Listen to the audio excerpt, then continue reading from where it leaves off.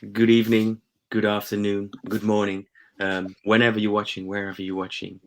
Welcome to another episode of Future Journalism Today Live. And today we have Yordi Dam on the show, and obviously my co-host, Nadine Raba.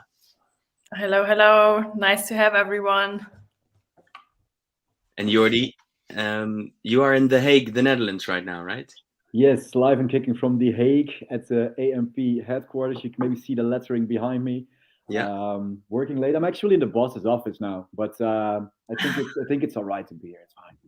Well, it's good to have you. And I don't know if we've seen this office because Freek, your boss, has been one of our earlier guests on the show. So if you're watching, Freek, hello. But also to all the other viewers, it's so great that you're watching. And if you have any comments or would like to say hi or have a question to Jordi, you can put it in the live chat right here. So tell us that you're watching, who you are, and if you do have any questions, we'll pass them on to Jordi and see if he can answer them. But maybe Nadine, you can tell us about what the show will be about tonight. Yes, thank you very much, Lawrence. Really looking forward to the show today. So we will be talking about data journalism, which is a super interesting field, in my opinion. I used to think that data journalism is super complicated and that I will never get how to, visualize any kind of data. But eventually, I overcame my fear of data. So I'm really happy to learn a few more tricks from you today, Yordi, and to be able to provide the option to ask you about anything data and journalism as well. So without further ado, let's start with the overview of the session today. So, Yordi, I'm going to introduce you the way I always do with our guests. Really happy to have you. And then we are going to be talking about your job at ANP and what you are doing otherwise, everything, concerning data journalism. Then you are going to show us a great tool that is very helpful for everyday life in journalism in our category unboxing. And then we have our piece of advice that you can give to other journalists, which we call Stop It Journalists, but we always tend to say that it should be a little bit more positive than, not telling people stop doing this, but, what could you do rather than the thing you are doing. And in the end, we have our live Q&A. So everybody watching, please feel free to ask questions. We are always happy to have you on the show as well and to keep you as well in this session. So yeah, let's start. First of all, before we are going to do the about section about Yordi, we would like to include something in this session today because we are living in very different times than a month ago and in very difficult times as well. So we would like to say that we have been thinking whether we should do this session today in light of the terrible things happening in Ukraine right now. And our hearts, of course, go out to the Ukrainian people, and we want to acknowledge this terrible situation that they are in. And we are helping as we can from our standpoints right here. We are thinking about you, and it's very important to us to acknowledge your situation. We decided that we still wanted to do this session tonight because it might be good for somebody watching right now to find some distraction and to ease your minds tonight, or maybe when you are rewatching this at a later point. So thank you for joining, and this is just something we wanted to say before we start with this section. Or with our session today. That's what I wanted to say. But yeah, okay. Let's start and start with the about me or the about you, Yordi. That's actually what I wanted to say. So thank you very much for joining again. So you are a data journalist from the Netherlands. You are based in The Hague, so not in Amsterdam like Lawrence. And you are the co-founder of LocalFocus, which you've been building with Eric Willems and Jelle Kamsma. If I've said this wrong, please correct me. And basically, LocalFocus is something like a data management tool for newsrooms, which is awesome. But of course, before you started with your work at ANP, you've been doing other things as well. So you started in 2012 at RTV Utrecht as a data journalist. So 10 years ago, you're a real expert in data. From 2013 to 2018, you've been an infographics editor and a data journalist at NRC Media, where you've probably gained a lot of knowledge as well about data. And in parallel from 2013 to today, you've been building LocalFocus, which is the tool we are going to be talking about as well.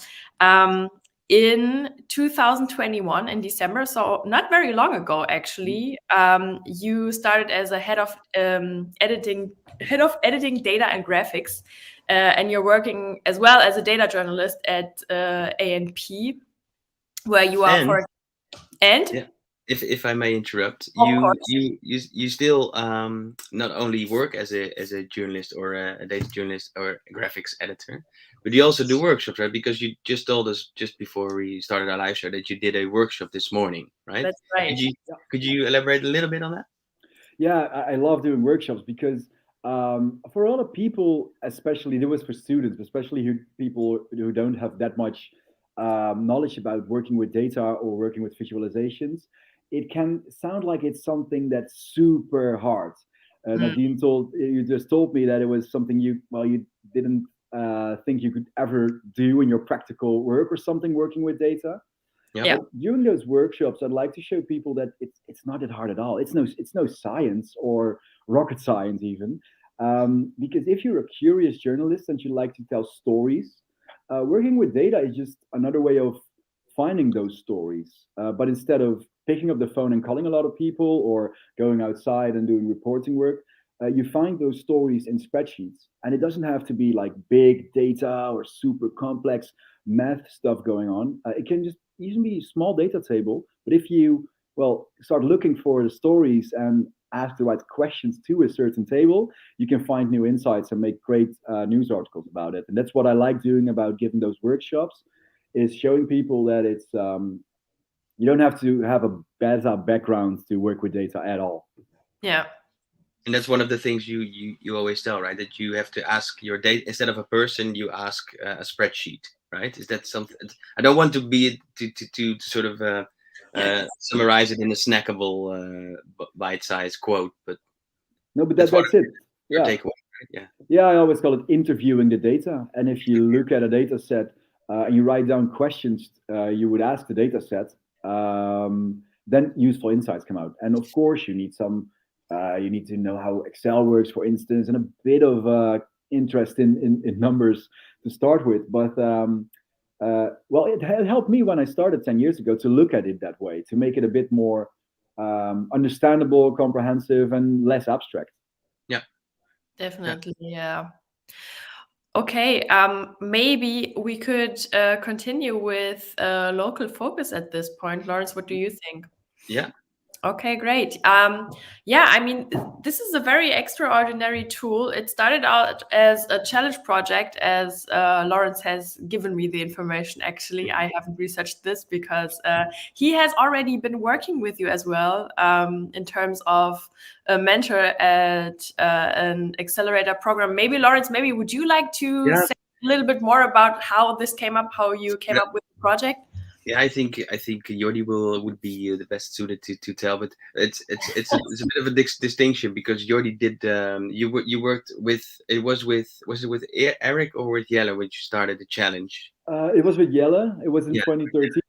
For the viewers who don't know it, the challenge is sort of a startup competition for journalism startups, but mostly focused on people who just graduated or maybe still in journalism school. And we attended it in 2013. And a fun thing was Jelle, one of the founders of LocalFocus, he handed in the project proposal on the last day, which he could do it. It was just one piece of paper. It wasn't wasn't worked out at all. And after he handed it in, it was his idea, and he put it on Twitter. Like, okay, I got this idea of a data-driven press agency and a visualization tool combined, so that a lot of newsrooms can use data and visualization in a very easy way. So that's basically the idea. And the fun thing is, I didn't know Jelle at all. So he just put it on Twitter. I got this ID. Who wants to join? And I was a journalism student, and I was bluffing my way around because I was just starting off working with data, but I didn't have that much experience at all. But I just raised my hand on Twitter, like, okay, I want to do this. And the fun thing is, a few weeks ago on Twitter, we were chatting about it, and someone asked me, "Can you find the first tweets Jelle sent out?"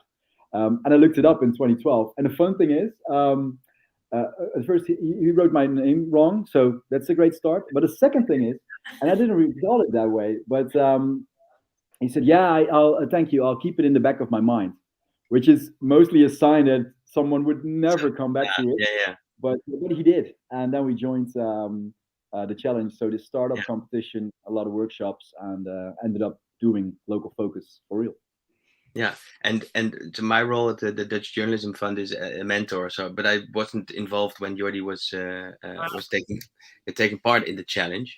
But the LocalFocus is sort of, I think, at least world famous in the Netherlands, right? In a journalism scene, journalism industry, everyone knows LocalFocus.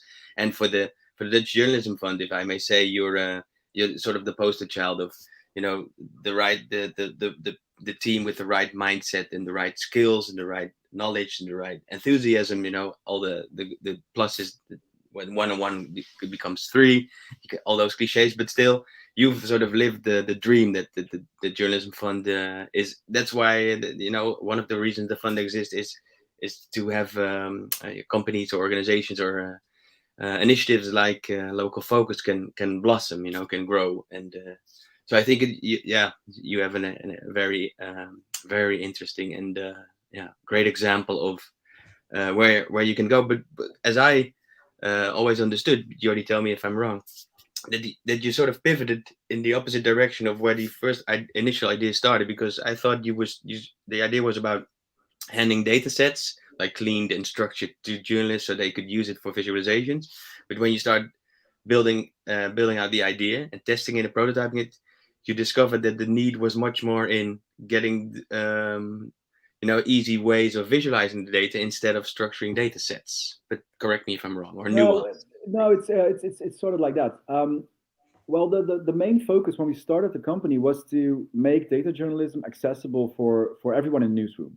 And if you go back to 2012, 2013, first of all, it was still the financial crisis going on, so newsrooms didn't have that much money left to buy extra people to focus on stuff which is not their core business. So getting extra people wasn't an option then. And besides that, in 2013, data journalism was kind of new. Now it's all around us, and if I tell people, at least in the media world, that I'm a data journalist, most of them know what I'm talking about. But back then it was very niche. And I think the combination of providing news articles based on data and a way to visually present it, like a press agency does with text, but then with all data productions, there was a goal to make the data more accessible for a lot of media outlets. And especially because that's why the name is LocalFocus, and it still suits what we're doing, but it expanded a lot. So it's bigger than just local stuff going on now. But we wanted to do is for regional and local media, because especially back then, there was the group of news organizations that didn't have the funds or the people or a combination of them to work with data, and LocalFocus helps with providing a relatively cheap or not overly priced way to hand them out data stories they can use for their own articles. And I think, Nadine, you found these images, right? And Right. they were familiar, I think. It's from the website, basically, where you can see what types of visualizations you could get if you will be part of LocalFocus. And I mean, you've been hugely successful. I mean, not only, of course, joining ANP, but your visualizations have been put in so many journalistic outlets. I mean, from I don't want to butcher all of the Dutch words, so you might help me with it. So from the correspondent to the Telegraph to the Volkskrant, etc. So I mean, there is a huge list of journalistic outlets using LocalFocus, which is of course great for them and great for you as well, because your work is being appreciated and being published as well. So yeah, super interesting and a great tool. And I'm pretty sure you have a few slides as well about LocalFocus prepared. And still, for the audience, if you do have any questions or would like to say hi to Yordi, then please use the live chat. And besides it, Nadine, thank you for the kind words, of course.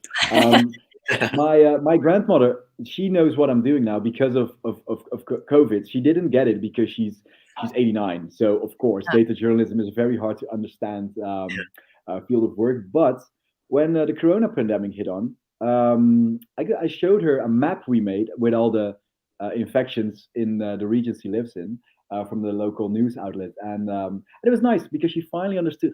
You made these maps. So besides all the media outlets, even my grandma is proud of me now. That's a life goal. That's a life goal. Milestone. So if you can, maybe you can share your screen, or did you have some other slides? I think, Nadine, that's what you asked, right? So you're right.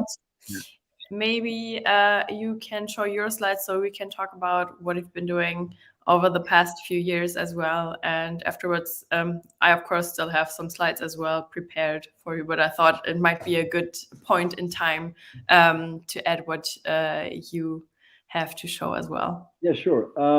Because besides the press agency function LocalFocus had, we're providing news stories about all kind of topics, but all data-driven. The elections are a huge project for us. And the last, it's 10 years or something, we covered 11 elections, like on different regional scales in the Netherlands, or the nationwide elections, and even in Belgium. And now, next week, so it's the 16th of March, local elections in the Netherlands are coming up.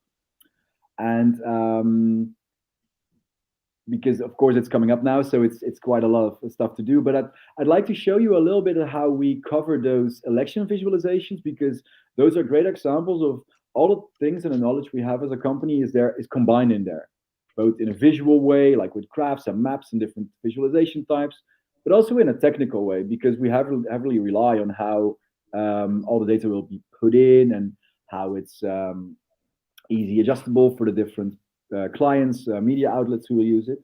So if you allow me, I can talk more about those election visualizations. Please. Of course, yeah. I mean, that's very interesting for everybody joining today as well, because I mean, there are elections in each country, hopefully, at least in each democratic country. And I mean, there are a few coming up as well, in not only in the Netherlands, but in Europe. I mean, I think France is in April, for example, etc. So yeah, of course, yeah. Really happy to talk about elections. Because let me see, I'll share my screen now. Yeah. Here we go. All right. So a lot of people, they see the election visualization and it's all those fancy maps and graphs, and it all works in a suitable way. But besides that I'm a data journalist, I'm a designer as well. And I always start on pen and paper. And these are some sketches I found from a while back. And you can see the final product I'm going to show you in a bit. But as a designer, as a data designer, I always start out like this, with just a few boxes. Yep, these are printed out. But these little scribbles over here, this should be the Netherlands. And here's some bar charts and some other stuff going on.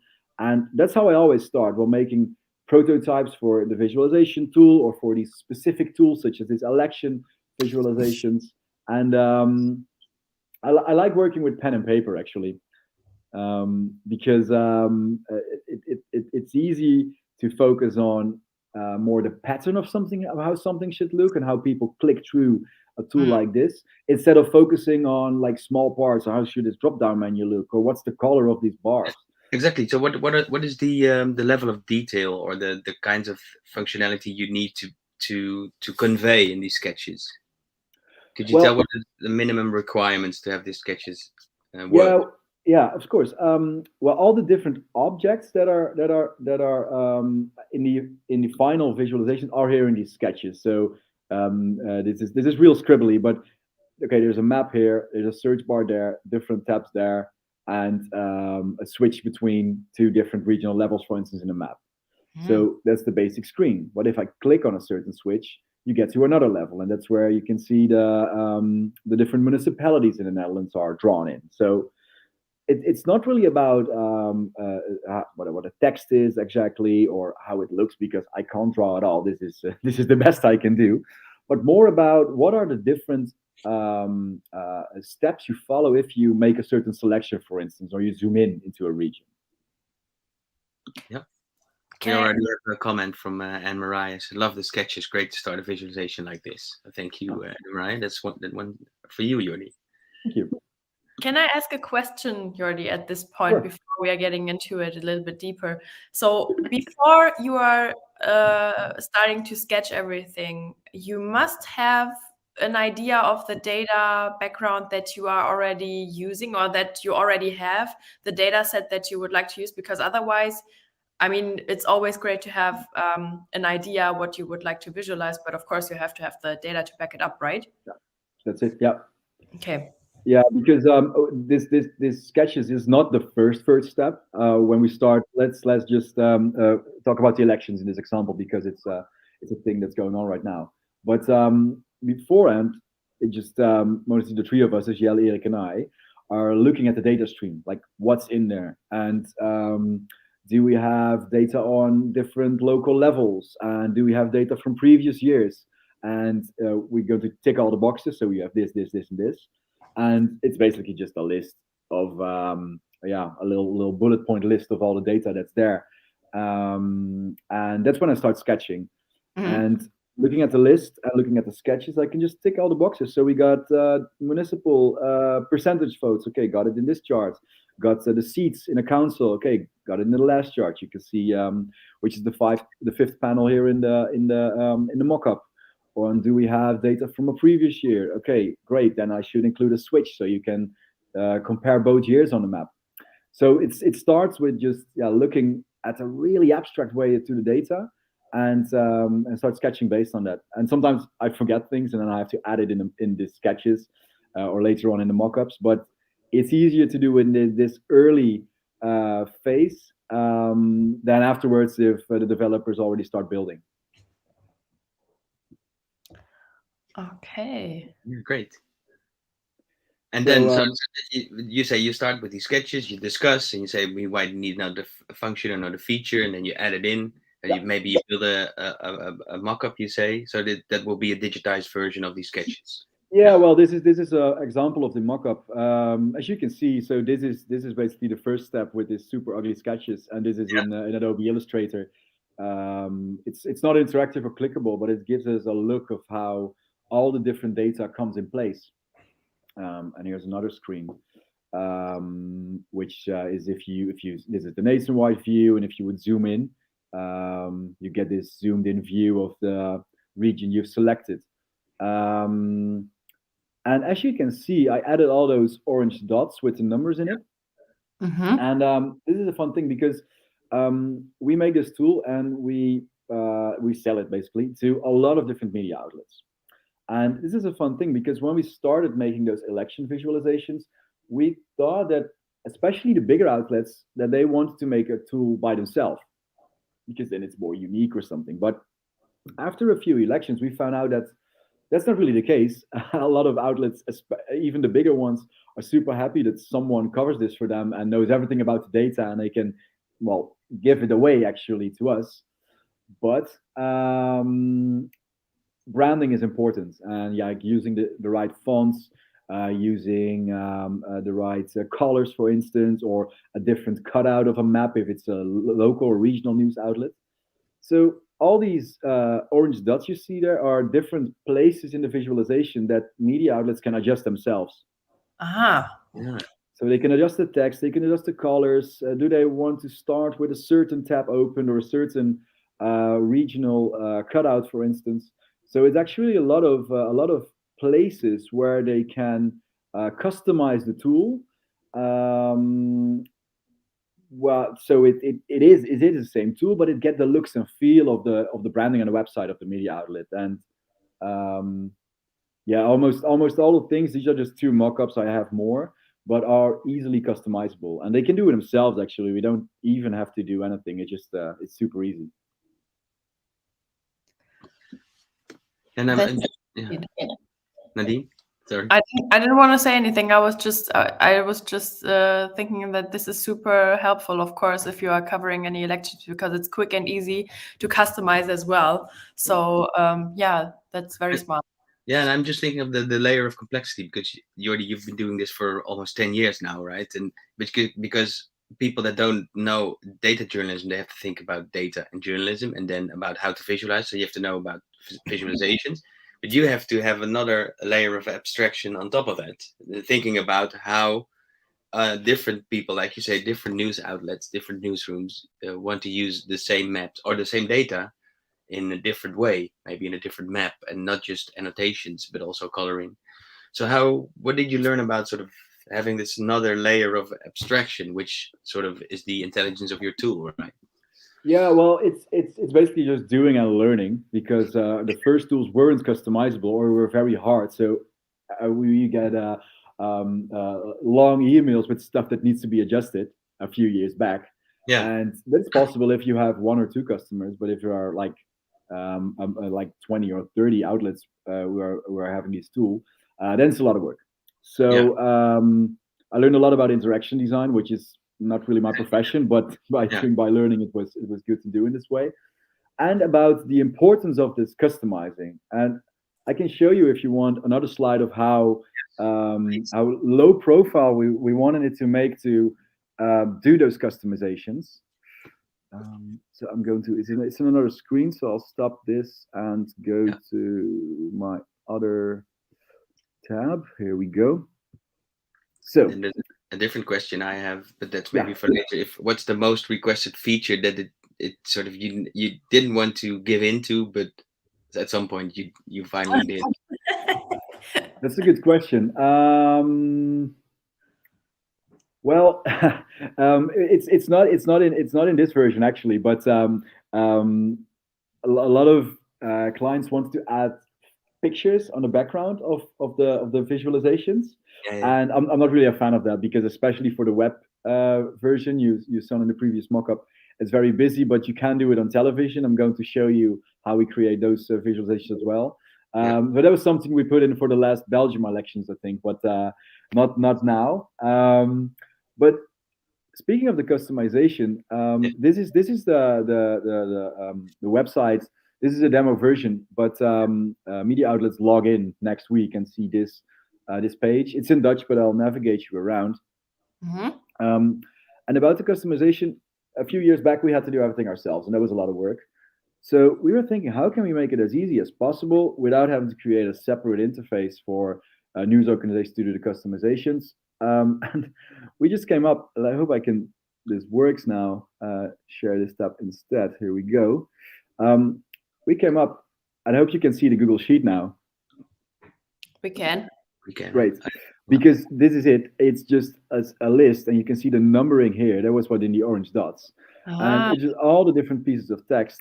And, well, they can just adjust it here because it's an easy way, and you can put colors in, or even colors for the different parties, because we have default colors, like VVD, for instance, is blue, but some media organizations have their own color blue for these parties. And we have multiple of these sheets for all the customers, all the clients who are using it. And you can just adjust everything here, and it automatically changes the colors or the text in the tool they have. So I think it's a super low key to do all these little customizations, especially with the names of the parties, because it's local elections and you have a lot of different parties. And well, we don't even know how some local parties, like you can see in the column here, how they are called, or how do the media call them. So they can just do it themselves, and it's the easiest and most low key way to get a customized tool, and it works immediately. So they change something here. Very user friendly, yeah. Yeah, I think so. Yeah. So this is the Google Sheet that's behind it, and I can show you more, because that I hope this is not too technical, but this is something like The general audience doesn't see the background; they just see the final product, which I'm going to show you in a bit. No, but I think it's interesting to see about how you approach these kinds of challenges, because it might be inspirational to others that might think of these huge systems, and then you show this is the way we do it. Might Yeah, sort of give you a sort of a little push that everyone could do this, right? Yeah. yeah, I think so. Yeah, and so this is the go to the wizard for the web version because this is the tool. Well, you can see it from the mockups. It's basically the same. But if I'm a regional news outlet, I want to have a cutout of my own region because, well, maybe they don't care about how the other part of the Netherlands voted. So it just, well, it's a drop down and, well, it makes a cutout of this province You and they choose can a start with region, that. right? One of our That's it. provinces. Choose a Yeah. region or even, like I see, a Results. certain, yeah, or a certain specific municipality, or they can start with, if they want to show the seats instead of the percentage of votes, they can start with that and just Yeah. create an iframe they can put in their site. So, well, and anyone can do it. You don't have to have any, what is it, design knowledge or technical knowledge to customize the tool within.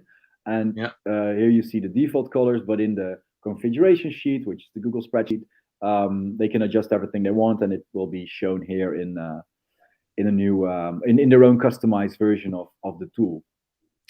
I think the most important factor concerning this tool is that you already have the base set, you know. So when I used to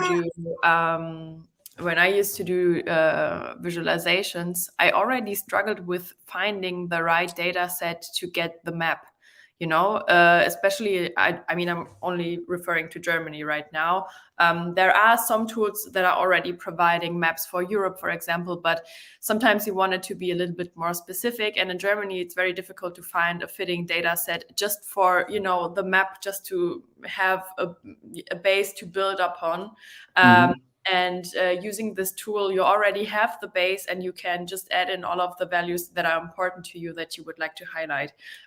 So was this something that was important to you too? Because or how did you come up with the idea to, you know, build the tool the way you have been doing it right now? What experiences did you put into it, and how did you come up with the idea, basically? Yeah, it's good to be talking about maps now because when I started doing journalism, if you wanted to make a interactive map, you needed to have some knowledge of geospatial software, because back then you had to, without getting too technical, if you had a list of like regions in the Netherlands, you had to have the shape files, the so-called shape files, to put them on a map, and well, you have to combine them in a way, so that's tough. So when we started building LocalFocus, and it's a bit of the same with the visualization of the election tool as well, because the map are all in there. We wanted to add as much shape files, so countries in Europe or the world, or provinces in Pakistan, or the states in the US.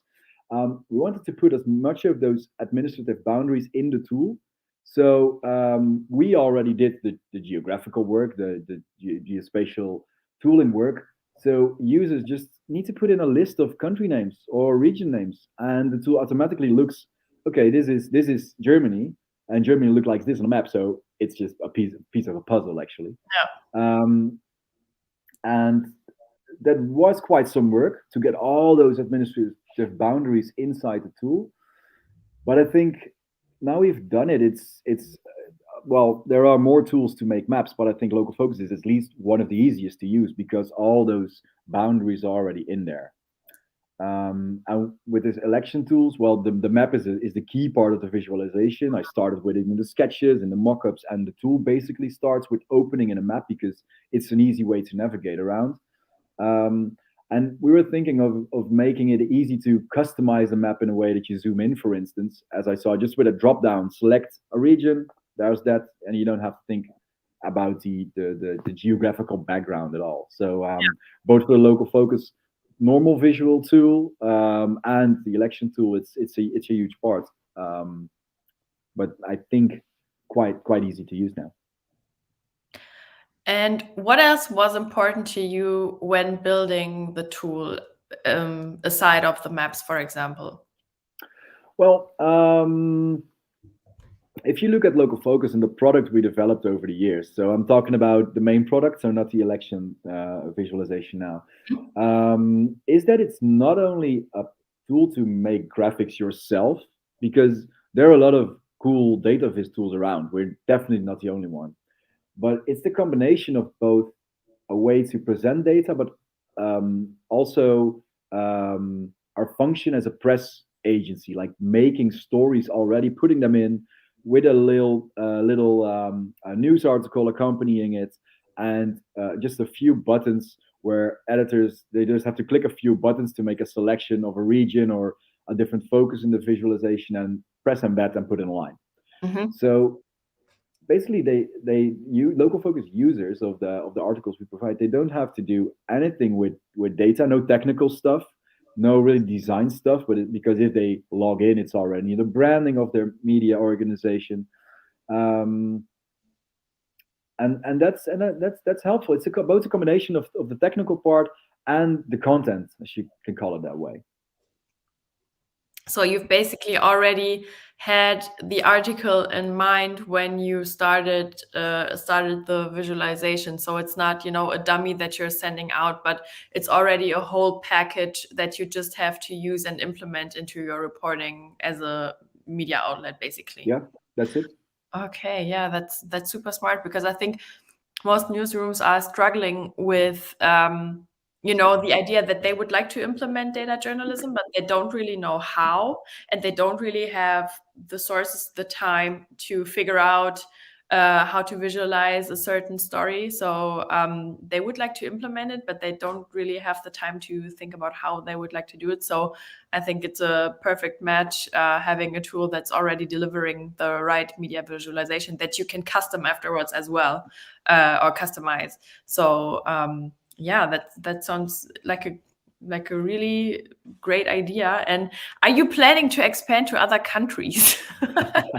Well, this is a fun thing because Lawrence mentioned it already, but we started the company in 2013, and last December we sold it to ANP, the press agency, and there was something the three founders of, we were thinking about it for a time, like what are our future plans, and ANP just, it feels like a great match because we're both a press agency. ANP already focuses on text and photo and radio, but not on visualization and on a bigger stream of data productions. So after the inquiry in December, well, that's why I'm here in The Hague now. We're just one big happy family, and LocalFocus is part of the organization. And before that, we never really focused on going abroad. There are some Belgian media outlets who are using LocalFocus, but well, we always just a small team and just a bunch of news nerds who wanted to make cool stuff and not really focused on like having a dedicated salesperson for the German market or for the UK market or something, which is a whole nother level. Mm-hmm. And now we're part of the press agency. It could be, because there's nothing concrete left, but it could be an easier way to provide this model, of to sell this model maybe to other press press agencies throughout Europe, for instance, because the model that we created in the Netherlands, which is focused, like I said, both on the technical part, a platform where you can make visualizations with, and a newsroom, so a few data journalists who provide data stories that are in the same platform as a sort of a press agency, but then all with statistics as the main source. We showed in the Netherlands that it works. So why not try it in Germany or in Belgium or in Austria? And on top of that, I would like to ask, because it's a great question, Nadine, I would say, and you wondering if they're going to Germany or other European countries as well. But I read somewhere, Yordi, in an interview with you and the other founders, is that one of the reasons you said you didn't want to grow bigger as a company because it would mean that you would have to do different tasks than be the news nerds you are. So that's why the acquisition made sense to you, so that you could grow in those directions, say go internationally, mm-hmm. and still be the news nerd. So regarding the news nerd aspect, I would like to ask you, what's your vision or your opinion on the next evolution of maybe data journalism, because if you could say that this is data journalism as a service, right? Mm-hmm. I don't know if that's a word, because you have SaaS, right? Software as a service and content as a service, and it's the DJAS as a service. Sounds good. And Jazz. what do you consider to be the next big evolution? Maybe in data journalism or somewhere else in journalism?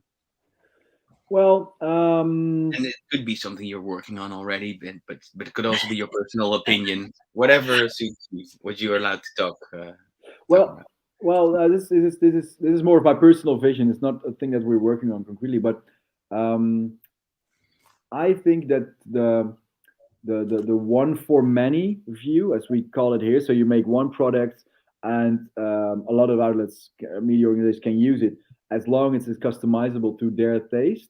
Yeah, I think that's a very suitable model that works very well with data journalism. Um, because well, the name's LocalFocus because we work a lot with local and regional data. So if you have one data set which covers the Netherlands but is very local, a lot of outlets in different parts of the country can use it. You can do the same with Germany as well. So I think that that concept of making a product and in a way that you can customize it, or maybe you can add your own little twist to it, but it's in one place.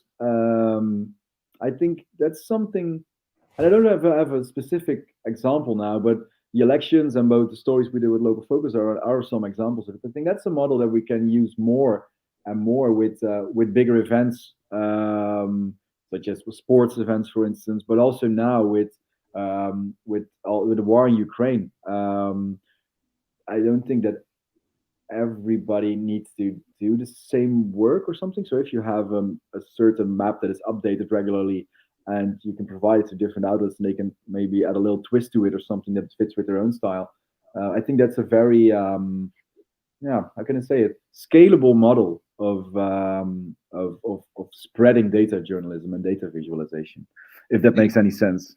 yeah, definitely. And I think there would be sort of yeah, you call it a one to many, right? So it's a one version which has many customization opportunities, so that it could fit small and large newsrooms, or horizontal or vertical.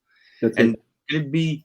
I was thinking maybe it's not the entire different direction or the opposite direction, but what if, say, you were discussing there was a talk show like with Formula One, a sort of a post-match review or something, and that those journalists or I don't know former athletes, if they say, yeah, 3 years ago they were winning these races or these championships, and that these charts would come up, and or you could see a lap with the fastest lap from this rider, or I don't know, would things like that, like I don't know how you call it, like an ad hoc visualization, so it's a one-off just for the moment, for the context. Do you think that might be possible, and not only possible but also say desirable? Um, well, it's funny that you mentioned it because I'm thinking of the U.S. elections now. I don't know if you have seen any visualizations on CNN or NBC or something because that's Yeah, what's happening there, and it's America. So of course there's a lot of going on, but it's happening. It's happening all the time. So there's this reporter talking, and on the side you see like the results in Nebraska are in. They're zooming in on local stuff and things yeah, popping up. Um, so yeah, it is possible, but I think it's only viable if you follow the one for many approach.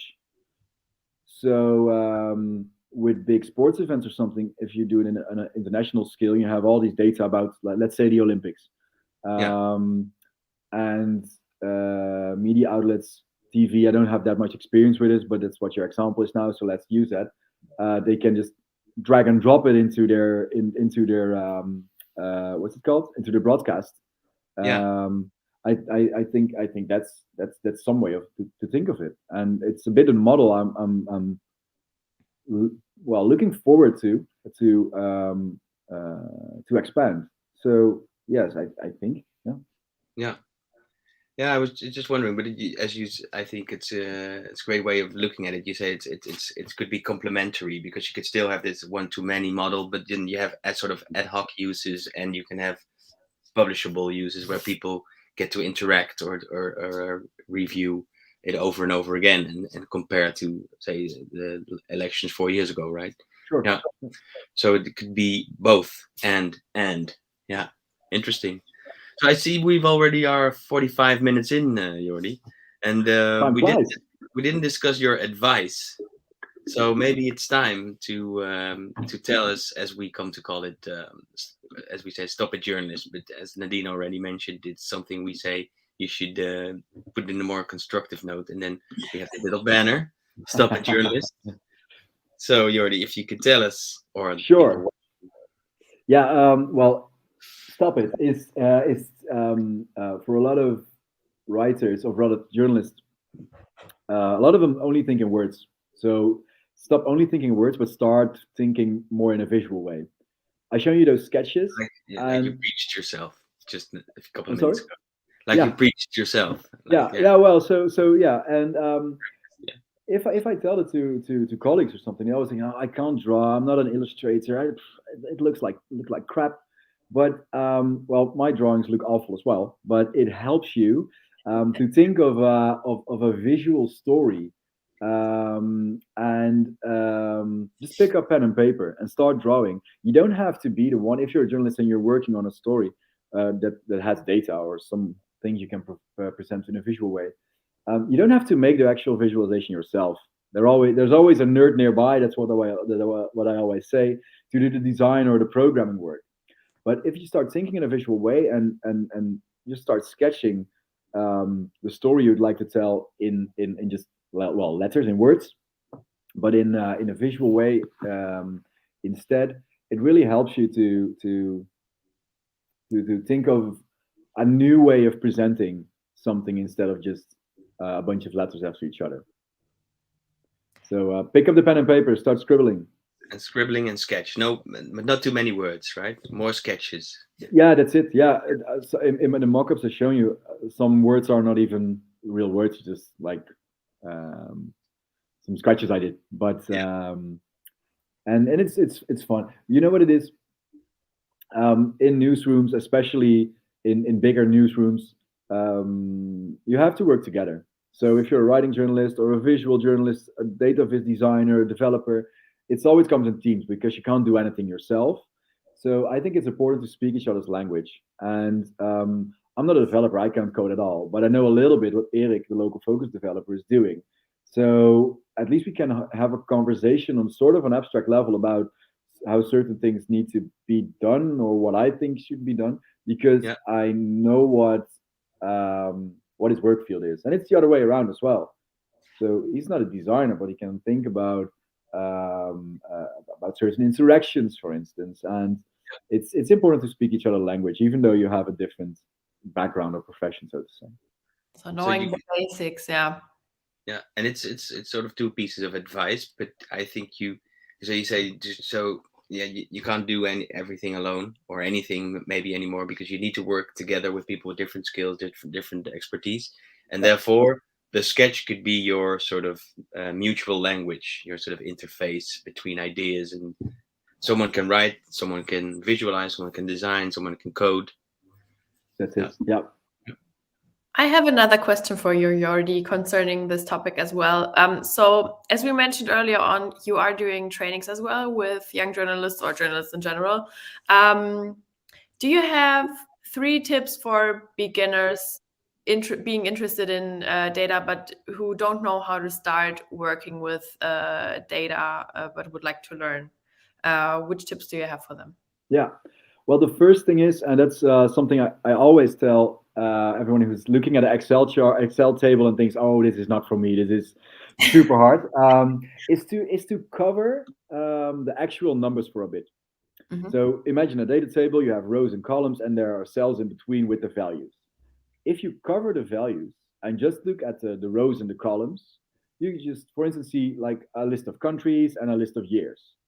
And if you look at it in a more abstract way, it's easier to come up with questions and interview the data set I just we spoke about earlier.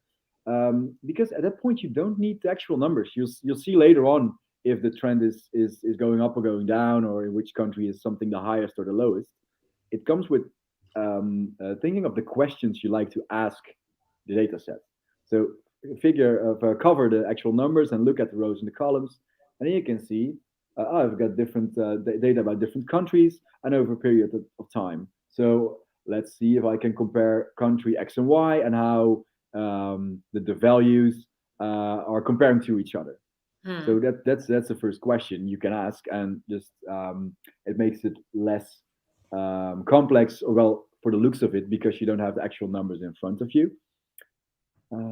So that's the first. That's the main thing. The second tip I have is it's a bit about interviewing the data, but if you write down all the questions you can ask the data set, some of them are really simple, like where is it something the lowest and where is something the highest, but also like more combinations of them, like you compare X and Y over a period of time, blah blah blah. You'll find out what you need to calculate, because I work just in Excel because my data sets are not big data at all, so I can just use Excel. But I have to make little calculations all the time to get what I need. And if you have a full list of the questions you'd like to ask a data set, you'll figure out immediately what you need to calculate. So a development over time, or you need to calculate the value per capita, for instance, to make an easy comparison of the both of multiple countries, for instance. So that's the easy thing I always do. And as far as the the next step goes, like the visualization, if you have the rows and the columns in a data set, so don't look at the values, but just the rows and the columns, and you have the list of questions you'd like to ask to your data set, there is it again. Start sketching on pen and paper, because you are with pen and paper, you already know that you have data on countries and on different years. Okay, so what are visual ways to present it? Is it a map? Is a map the best way to provide it if you have data over time? Maybe not. Or if you make a calculation, like a growth over time, for instance, a map can work as well. So it's a bit of an abstract way of looking at a data set without just looking at the actual numbers. That's the next step. But you can easily line up the different parts of your investigation, if you can call it that way. And if you follow them through and you dig in the data, or dive in the data, you have your outcomes and your story. But this is the way I approach every data production I do. If it's a smaller one or a bigger one, it's always the same. Yeah. Even if it's for rap music, Yordi. Even if it's for rap music. That was the right keyword, Lawrence. Because I think Nadine has another question, right? Or yeah, right. Yeah, well, I mean, it doesn't always have to be data about countries, for example, or with, a political background.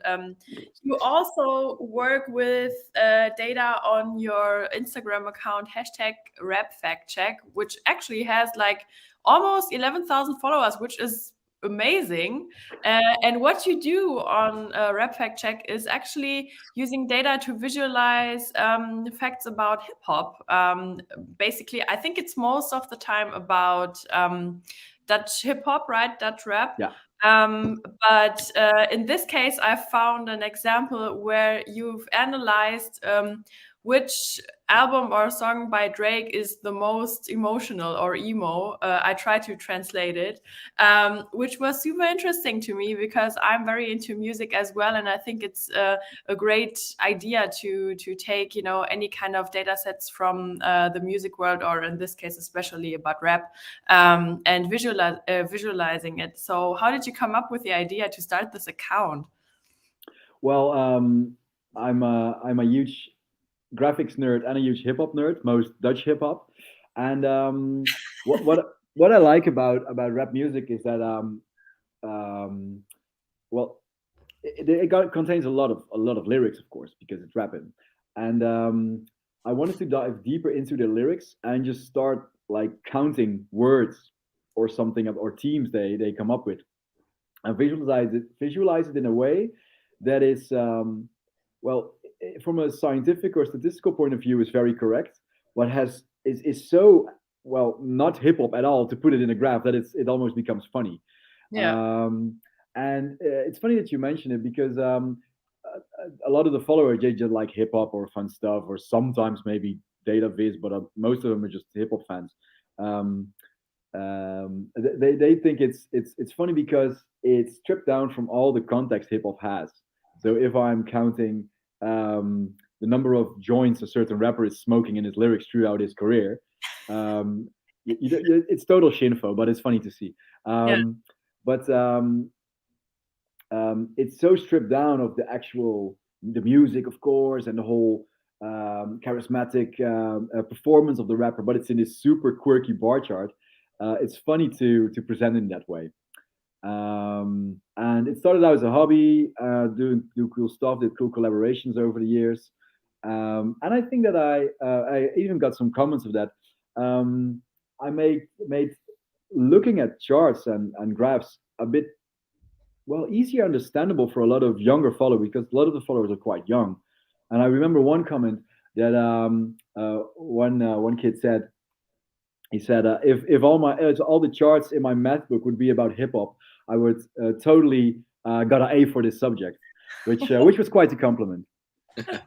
Yeah, definitely. Yeah. I mean, since 2018, you've been featured by the Dutch hip hop label Top Notch as well. So that's, an amazing thing that happened with your visualizations, and shows that it's not only important for journalists, the topic of data visualization, but for everybody, basically.